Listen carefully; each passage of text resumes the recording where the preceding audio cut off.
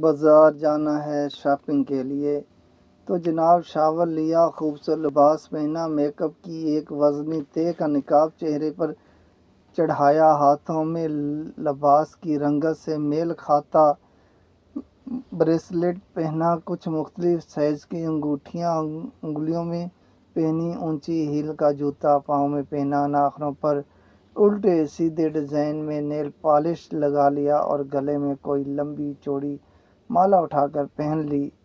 تیاری ہوئی ہے شاپنگ جانے کی۔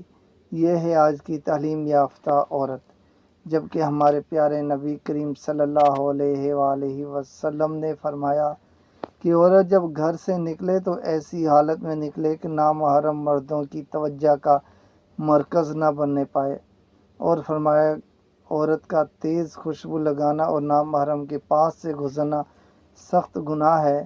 اور اللہ پاک نے قرآن مجید میں بہت مقام پر ارشاد فرمایا ہے کہ عورت نامحرم کے سامنے بغیر پردے کے نہ جائے، اور اگر کسی کام کے سلسلے میں عورت گھر سے باہر نکلے تو شریعت کے مطابق مکمل پردے میں نکلے۔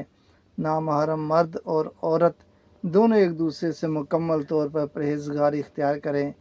وہیں پر عورت کو سجنے سنورنے کا بھی مکمل حق دیا گیا۔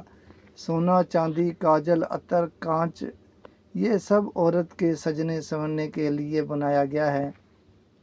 آج کے جدید ترین میک اپ میں بھی کوئی حرج نہیں اگر یہ سب باہر نکلنے کے لیے کیا جائے، بلکہ یہ ہار سنگار، سجاوٹ، نکھرنا سنورنا عورت سے اپنے شوہر کی خوشی کے لیے کرے تو ہمارے معاشرے میں بڑھتی ہوئی عریانی کو بھی مٹایا جا سکتا ہے، اور اپنے حقوق کے مطابق اپنے حسن و زینت کو بھی سجایا سنوارا جا سکتا ہے۔